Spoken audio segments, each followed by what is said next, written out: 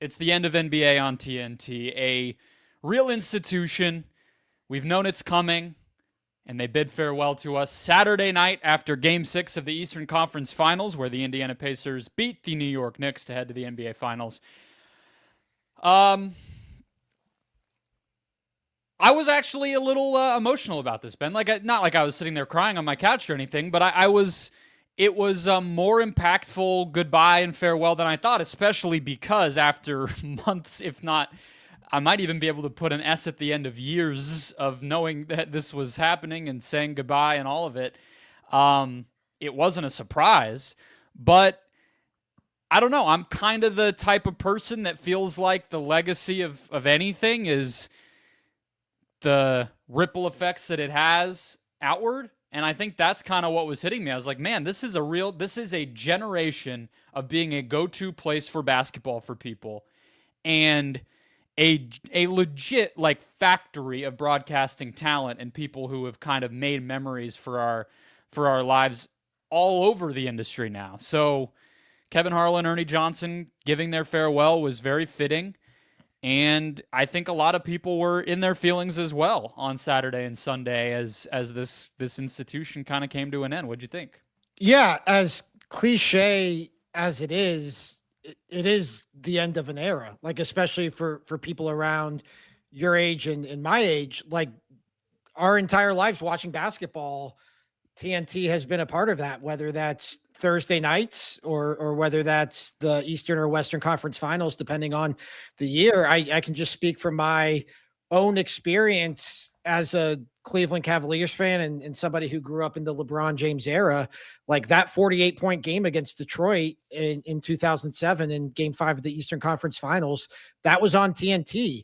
And like, I remember that was on TNT. That's part of the experience for me is I can look back. Wasn't that LeBron James with no regard for human life? Was that series? No, that was the 2008 semifinals against Boston. Okay. When he that was Marv though, right? Yep, he dunked on Kevin Garnett. But that's like, I can recall that, and I remember that game was on TNT. Like I look back, I can look back at a dozen sports memories throughout my life and not have any recollection of what TV station they were on or who was calling it. Oh yeah. It sticks out like a sore thumb that 48-point game against the Detroit Pistons in 2007 was on TNT. And I think, obviously there's inside the NBA, there's Reggie Miller, there's Kevin Harlan, there's Marv Albert, like there's all these personalities and talents, but there is something almost indescribable about just like the presence of TNT and the entirety of the presentation and the look and the feel and all of that now, even though we move forward with Inside the NBA still intact, we move forward with Reggie Miller moving to NBC, all the talent has pretty much landed somewhere. Like there is something that you can't quite put your finger on that the NBA is going to be missing moving forward without TNT. That's what I wrote about in the Monday newsletter for Awful Announcing, as I was like, what I really was sitting with as it was ending is I was like, it was something. Yeah, like we bashed ESPN last week. We don't have to do the comparison, but that's not something. I don't feel a history, a nostalgia, an energy, nothing. It's just that's where I turn on the basketball game. I like the NBA, so I get excited, but there's nothing on the edges of it that I care about. And not even just ESPN. I mean, you could go out of the NBA, and there's a lot of places that would aspire to being something that cover a variety of sports. I mean, you kind of mentioned, I think, like the NFL on Fox last week when we were doing our announcer draft. That gets close, right? Like I kind of know what that is, but yeah, it's hard to do. I saw a graphic on X this week of all of the score bugs over the years from TNT, and I think it was only used for one season, but for whatever reason, it felt like the one to me. And I literally was listening to one of the Barry brothers call a Suns playoff series again. Like when I saw the scorebook, like that's how deep-seated this stuff is. So yeah, it's not going to be the same. I mean, I feel like the thing people are most worried about, even though, yeah, Kevin Harlan will be at Amazon, Reggie will be at NBC, Allie LaForce sounds like she might be taking a year because she's having a baby, and Harlan alluded to that in his farewell and whatever. The Inside the NBA elephant in the room, right? We know it's not ending. We've known that. We've covered the ins and outs of the business side of that. And now this era is over. And I think people are worried, most notably Bill Simmons and others who have just put a very fine point on it. He said they're going to fuck it up. ESPN's gonna ruin the show. And I think people are rightly worried about that. I don't know what to think, but I really have a hard time imagining that this is going to be the one time that bucks the trend of ESPN meddling in something that they shouldn't. I disagree. I actually feel somewhat cautiously optimistic that inside the NBA is going to largely remain unchanged. I do think the most valid concern is the programming aspect. Like, how are they going to fit the show into these windows? How is it going to work in conjunction with SVP? How is it going to work in conjunction with the local ABC affiliates when they get the game? But like the idea of ESPN just like foisting Stephen A. Smith onto that set, I don't think it's going to happen. And my main source of optimism is Pat McAfee. Like, Pat McAfee's show is still Pat McAfee's show. It is an autonomous show. I don't think ESPN could screw up Pat McAfee's show the way it probably wants to if it could. Like, I think it's written into these contracts, the way they're leasing them, that they get creative control.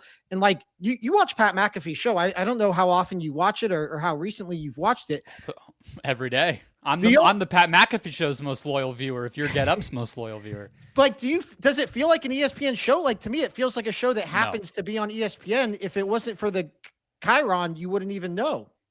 It feels like a podcast still, which is like a big notch on a win for McAfee, frankly, that he's kept it that way. And I trust that the people in Atlanta who make Inside the NBA will be doing their best to keep it the way that they want it to be with this show. But to play devil's advocate a little bit, I guess, I agree. Like, it's probably like legally not allowed for them to exert the level of influence that we think that they might. But I think some of what you just mentioned could affect it, right? Like, the programming stuff is not an insignificant wrinkle here where, you know, we all just, it sounds like a knock on it, but Inside the NBA benefits from leaving it on accident almost, right? Mm-hmm. Like, at the end, late at night, it becomes this like haze of like it's like a late night show. That's the comparison people give it, and I think it's apt.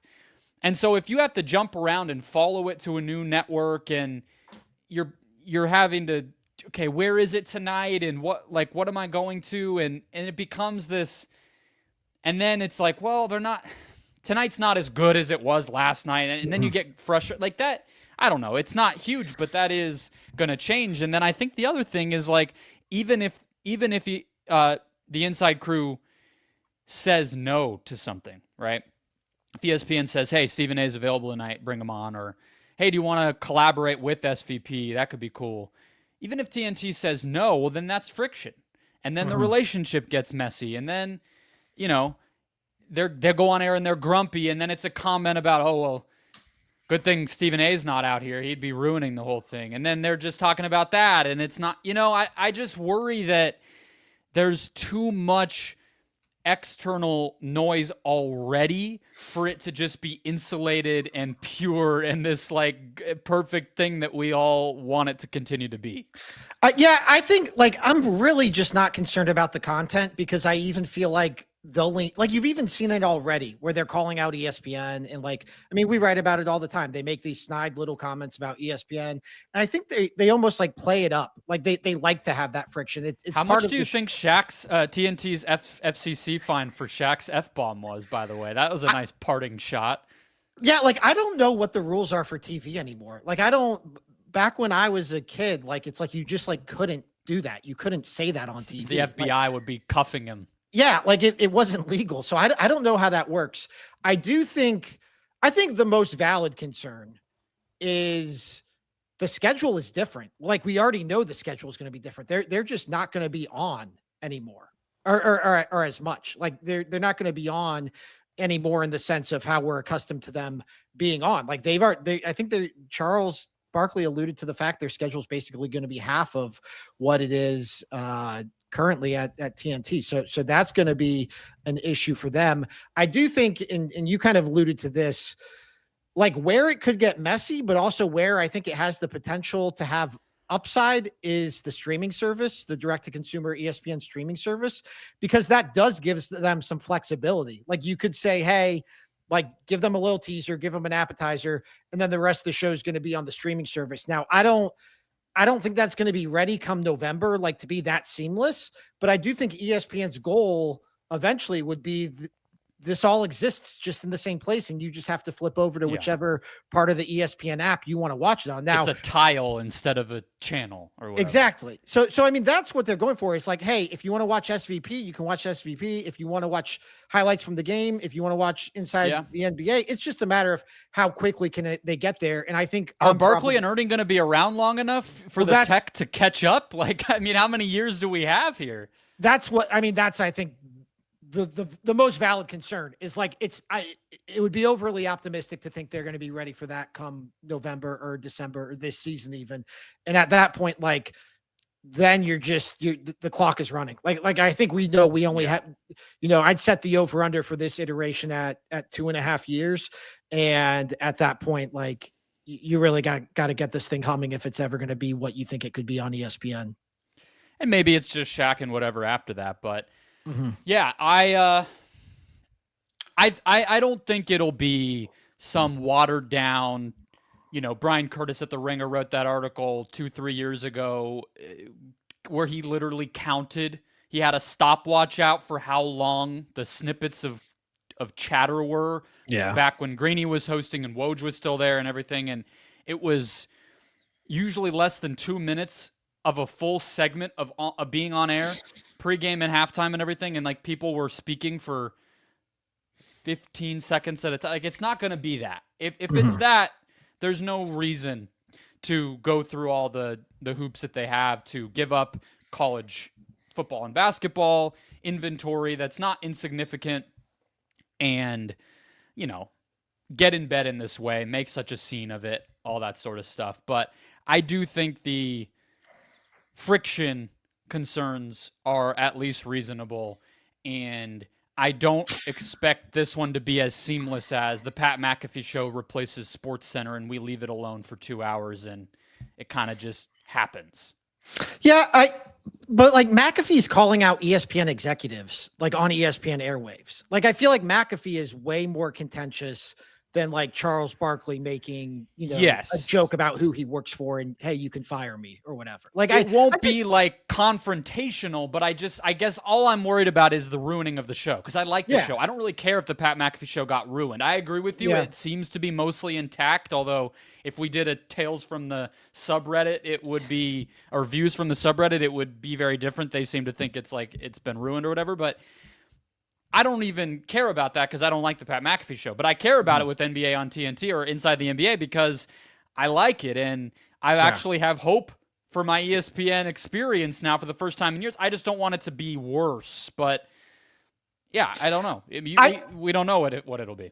I think there are definitely hurdles to clear. I think it would be naive and extremely naive, and maybe I'm being naive thinking that they can clear those hurdles, but like.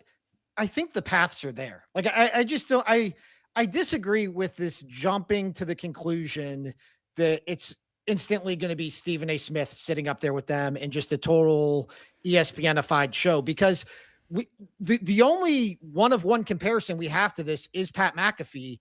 And what we've seen is them give Pat McAfee pretty much total autonomy over his show. There's no, like the idea of ESPN meddling and ruining things is really only applicable to ESPN properties. It's not something we've seen them do to. It's a new era, right? It's a new era. So this will definitely be a very fascinating data point for this new era of ESPN.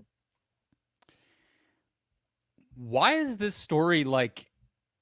People love to make fun of Awful and Out. Why does this matter? Even in our YouTube comments, who cares? What are you talking about this for? One.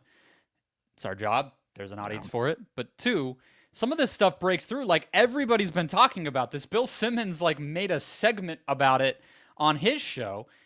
He clearly had some thoughts, being so blunt, saying that they were going to fuck it up and everything. But is it just because it's so beloved? People just cherish this show and It's just interesting to me when some of the nerdy stuff that we dissect here or on our website actually breaks through and becomes like a real national story. And this one very clearly has. It's an institution. It's something that like we've all watched. It's like I think universally beloved. Like to steal a Bill Simmonsism, if you were at a party and somebody was saying like, "I really don't like inside the NBA," you'd be like, "What the fuck are you talking about?" Like everybody likes inside the NBA. I think the personalities involved, Charles Barkley, Shaquille O'Neal, probably chief among them. Like that makes it just fascinating. And that's the other part is like if anything happens, if ESPN starts to meddle, like Charles Barkley is going to be on the Dan Patrick show the next day. Like it's a Dan Patrick or Charles Barkley is more outspoken than Pat McAfee even about this kind of stuff. So that's another thing that gives me my cautious optimism. But yeah, I just think the personalities involved in the institution, and we really I think have so few sports media properties that you could compare to inside the NBA that I don't even know like where else you would go in terms of comparing it. It's none of the NFL studio shows. It's Game Day.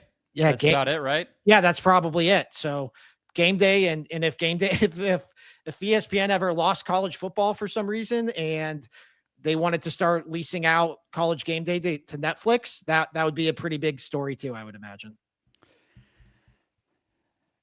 We've heard too. I mean, they're going to have some places where ESPN can obviously fit in, right? Like pregame, they always bring a reporter on. Well, that's just going to become, Lisa Salters or whatever in this case, and there will be opportunities that it's natural. I think SVP is a team player enough where it wouldn't be shocking if there was some kind of crossover or talk back thing where it transitions or whatever it might be. I think that's a lot of is going to be natural, but we'll have to see.